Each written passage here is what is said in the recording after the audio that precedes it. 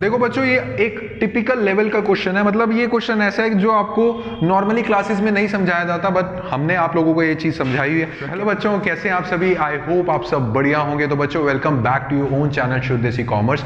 जैसे कि सब आप जानते हैं कि हमारी एमसीक्यू की सीरीज चल रही है अपने क्लास 12th वाले बोर्ड के स्टूडेंट्स के लिए। तो बच्चों, अगर अभी तक आपने वो हमारी सीरीज नहीं देखी है तो आपसे यही रिक्वेस्ट करूंगा कि वो सीरीज पहले देख के आइए, क्योंकि लाइन वाइज चलते रहेंगे तो सब कुछ आपके लिए ईजी रहेगा। तो ठीक है बच्चों, आज जो हम चैप्टर कवर करने वाले हैं वो चैप्टर रहने वाला है पार्टनरशिप में फंडामेंटल्स हमने कवर कर दिया था, profit sharing ratio, change in profit sharing ratio among existing partners, जिसमें गुडविल के भी टॉपिक्स आते हैं और छोटे छोटे और भी टॉपिक्स आते हैं जो आपको पता होने चाहिए।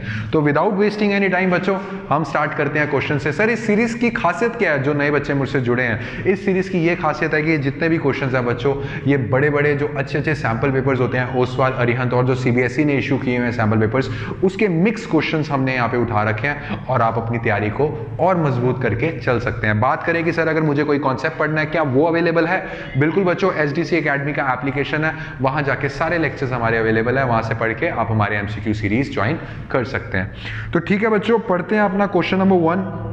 कहता है dash ratio in which the partner share all the accumulated profits, reserves, losses and fictitious assets in case of reconstitution of a firm. जो बच्चे हमसे पहले से जुड़े हुए हैं शुद्ध देसी कॉमर्स एकेडमी से, उनको पता होगा कि रिकॉन्स्टिट्यूशन ऑफ अ फर्म मैंने बहुत अच्छे से समझाया था।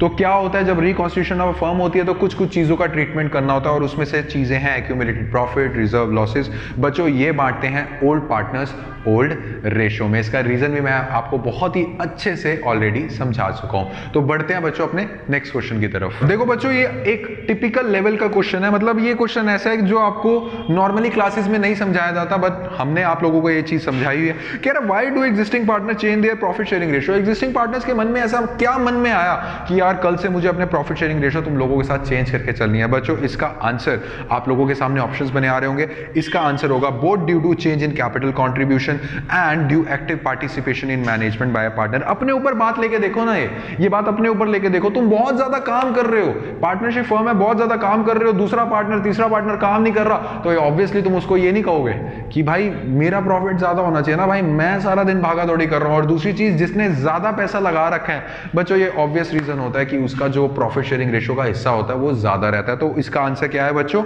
इसका आंसर है डी। तो moving on to the next question. कह रहा है goodwill of the firm is 30,000, gain of A is 1/6 and sacrifice of B is 1/6, how will be the goodwill adjust. बच्चों, मैं ये चीज आपको ऑलरेडी समझा चुका हूं। दो टाइप्स की गुडविल होती है, एक होती है परचेज गुडविल, एक होती है self generated goodwill. Sir purchase goodwill हमें कहां नजर आएगी बच्चों? परचेज गुडविल आपको बैलेंस शीट की एसेट साइड पे नजर आ रही होगी और उसका ट्रीटमेंट आप लोगों को पता होगा। सर सेल्फ जनरेटेड गुडविल कहां नजर आ रही होगी बच्चों? सेल्फ जनरेटेड गुडविल हमेशा जो बैलेंस शीट क्वेश्चन दिया होगा उसके नीचे में एडजस्टमेंट्स में गिवन होगी वैल्यू ऑफ गुडविल के नाम से। तो वैल्यू ऑफ गुडविल इस क्वेश्चन में क्या लिखा हुआ है? कह रहा गुडविल ऑफ द फर्म है 30,000 रुपए। ये सेल्फ जनरेटेड गुडविल है और इसका रूल में मैं आप लोगों को समझा चुका हूं। Whenever there will be a reconstitution of a firm और गुडविल की वैल्यू गिवन है फर्म की, तो जो पार्टनर गेन कर रहा होता है वो सैक्रिफाइसिंग को कॉम्पनसेट करके चलता है। रीजन मत पूछना, अगर मेरे लेक्चर देखे हुए हैं तो आपको रीजन भी पता होगा। मोर देन 60 to 70% स्टूडेंट्स को रीजन ही नहीं पता होता, बट हमारे शुद्ध देसी कॉमर्स फैमिली के जितने भी स्टूडेंट हैं उनको रीजन पूरा पता है कि ऐसा क्यों किया जाता है। तो बच्चों, मैंने क्या किया, मैंने गुडविल में से जितना ए को कॉम्पनसेट करना था अपना शेयर वो निकाल लिया। 30,000 में 1/6 और 5,000 ए का कैपिटल अकाउंट उड़ा दिया, दैट मींस डेबिट कर दिया, और बी का कैपिटल अकाउंट एडेड कर दिया, दैट मींस क्रेडिट कर दिया। सो what will be the answer? इसका आंसर है कि ए का जो कैपिटल अकाउंट है वो डेबिट होगा और बी का क्रेडिट होगा 5,000 रुपए से, that means B is the correct answer. तो बढ़ते हैं बच्चों अपने नेक्स्ट क्वेश्चन की तरफ। कहता है the significance of calculating sacrificing ratio. कह रहे सैक्रिफाइसिंग रेशो आप लोगों को क्यों कैलकुलेट करनी पड़ती है? सैक्रिफाइसिंग रेशो इसलिए कैलकुलेट करनी पड़ती है ताकि हमें पता लगे। देखो बच्चों, सैक्रिफाइस कोई कर रहा है, किसी ने अपना हिस्सा सैक्रिफाइस करा, मतलब किसी ने उसकी जगह गेन किया होगा, तो ये रेशो हम इसलिए निकाल के चलते हैं ताकि हमें पता लगे कि गेन वाले पार्टनर को सैक्रिफाइसिंग वाले पार्टनर को कितना कॉम्पनसेट करके चलना है। So what will be the right answer? कहता है to determine the amount of compensation to be paid by the gaining partner. इसलिए यार हमें सैक्रिफाइसिंग रेशो निकालनी पड़ती है, ठीक है ना। तो moving on to the next question बच्चों। कह रहा है एक्स, वाई एंड जेड आपको रेशोज दे रखे हैं परसेंटेज पे। बच्चों, कभी भी परेशान नहीं होना, बच्चों को मैंने देखा परेशान होते हैं, वो कहते हैं भाई सर ये फ्रैक्शन में है, चलो परसेंटेज को हम फ्रैक्शन में कन्वर्ट कर लेंगे, फ्रैक्शन को कैसे रेशो में कन्वर्ट करें। बच्चों डरने वाली बात नहीं है, आप रेशो में लिख दीजिए 50/100, रेशो 40/100, रेशो 10/100 और सिंपलेस्ट फॉर्म में कन्वर्ट कीजिए।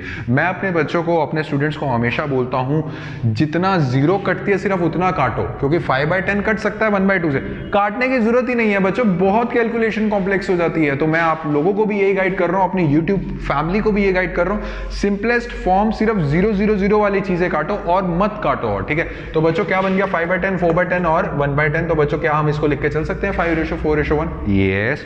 कहता है न्यू रेशो, कह रहा they have decided to share future profits equally बच्चों 3 पार्टनर्स 1/3 1/3 1/3। और उसके बाद कह रहा बताओ कौन सा पार्टनर गेन कर रहा है। तो बच्चों मैंने अपना दिमाग लगाया और मैंने कहा क्यों ना गेनिंग रेशो का फॉर्मूला लगाया जाए, that means new minus old. और उसमें मैंने देखा अगर न्यू माइनस ओल्ड में माइनस में आंसर आ रहा है तो भैया वो बंदा सेक्रीफाइस कर रहा है, और प्लस में आ रहा है तो भैया एक्चुअली में गेन कर रहा है। तो बच्चों आप देख सकते हैं Z जो है वो 7/30 से गेन कर रहा है। अब ये मत पूछना कि सर गेनिंग रेशियो का फॉर्मूला लगाया माइनस में आ रहा है, सेक्रीफाइस कैसे हो रहा है। बच्चों ये चीज मैं ऑलरेडी आप लोगों को समझा चुका हूं, ठीक है। तो बढ़ते हैं बच्चों अपने नेक्स्ट क्वेश्चन की तरफ। कहता है what is the meaning of change in profit sharing ratio. ये सवाल काफी बार पूछा गया। कह रहा change in profit sharing ratio, हम सब जानते हैं बच्चों एक नॉर्मल लैंग्वेज की भाषा में कि हाँ रेशियो चेंज हो रही है एग्जिस्टिंग पार्टनर्स के बीच में, उसको बोलते हैं। बट आज मैं आपको एक टेक्निकल भाषा वाला ऑप्शन बता के चलता हूं। कह रहा in which all partners including the new partnership profit and losses. Sir अभी एग्जिस्टिंग पार्टनर्स में चेंज होना प्रॉफिट शेयरिंग रेशियो, उसमें न्यू पार्टनर वाला ऑप्शन कहां से आ गया।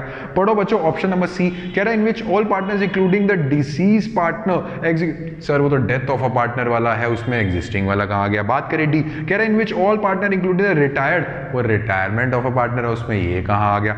पढ़ो बी पॉइंट। बच्चों change in profit sharing ratio का मतलब क्या है कि एक पार्टनर कुछ खो रहा है और उसके बजाय दूसरा पार्टनर कुछ पा रहा है। एग्जिस्टिंग में ही ए बी सी पार्टनर है, ए खो रहा है तो बी पा रहा है, सी खो रहा है तो बी उसका भी पा रहा है, तो उसको हम बोल के चलते हैं change in profit sharing ratio among existing partner. So B option क्या है, purchase of shares of profit by one partner from the another partner. It is the right answer. So B is the right answer. तो बच्चों ये चीजें थी इस chapter में MCQs जो मैं चाहता था आप लोगों के साथ करवाऊं, आपको शेयर करूं। क्या आप लोगों का काम खत्म हो गया? ऐसा नहीं है बच्चों, अभी आपका काम तो स्टार्ट हुआ है। मैंने एक समरी दी है कि कैसे कैसे क्वेश्चंस आ सकते हैं, क्योंकि बच्चों हम 2 से 3 घंटे तक ये चीजें डिस्कस नहीं करेंगे, बट ये शुद्ध देसी कॉमर्स चैनल आपको बताएगा कि कैसे कैसे क्वेश्चंस पूछे जा सकते हैं। तो बच्चों अच्छे से अपने घर पे बैठ के तैयारी कीजिए, और कोई भी आपको डाउट आता है तो कमेंट सेक्शन पे जरूर कमेंट करके चलिए, कुछ पूछना है तब भी कमेंट करके चलिए। तो बच्चों आज का लेक्चर आपको पसंद आया तो जरूर एक लाइक शेयर एंड सब्सक्राइब जरूर करके जाना। एंड ये चीज जो एमसीक्यू सीरीज हमारी चल रही है शेयर कर दो अपने फ्रेंड्स के साथ, क्योंकि शुद्ध देसी कॉमर्स चैनल हमेशा अपने बच्चों के साथ है। तो बच्चों मिलते हैं अपने नेक्स्ट लेक्चर में, तब तक के लिए हैप्पी लर्निंग। Thank you.